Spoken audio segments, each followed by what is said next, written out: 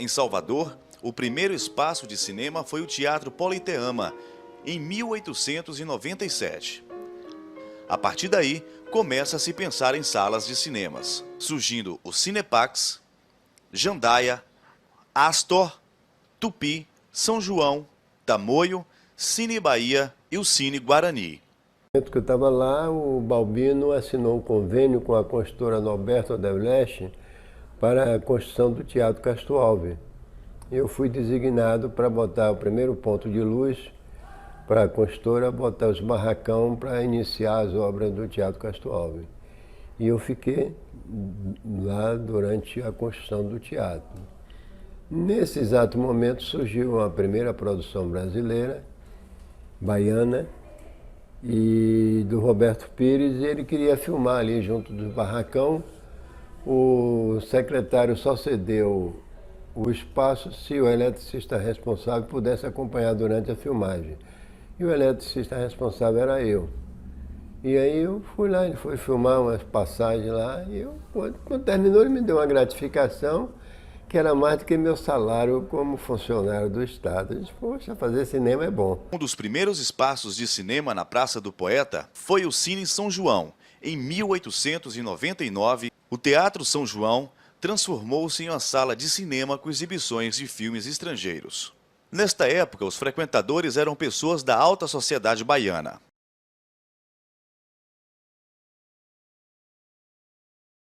Neste vídeo vamos relatar das memórias de cinemas de Salvador, apresentar a vocês uma retrospectiva de cinemas de antigamente e dos que foram requalificados.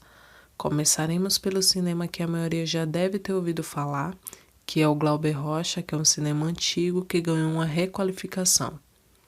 O Cine Teatro Jandaia e Cine Paz se encontram fechados, fora de uso e sem perspectiva de revitalização. O Jandaia foi inaugurado em 1911 e já recebeu, além de filmes, grandes espetáculos de teatro e óperas, sendo frequentado pela elite cultural e rica da cidade.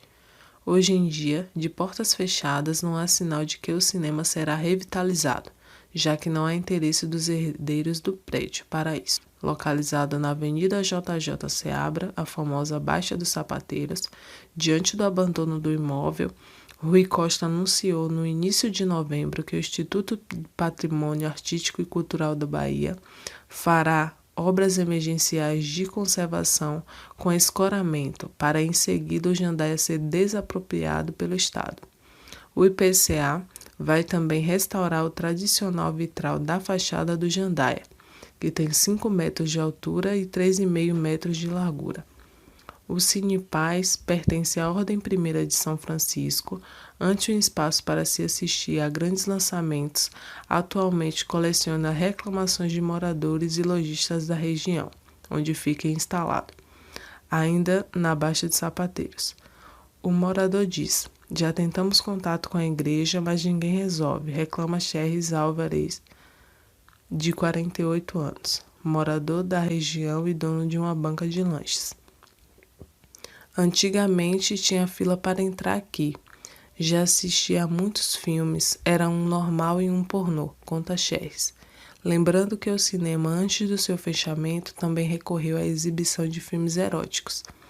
Agora só acumula água de chuva, conta o ambulante. Os lojistas e trabalhadores da região reclamam das chances de contraírem doenças por conta dos mosquitos.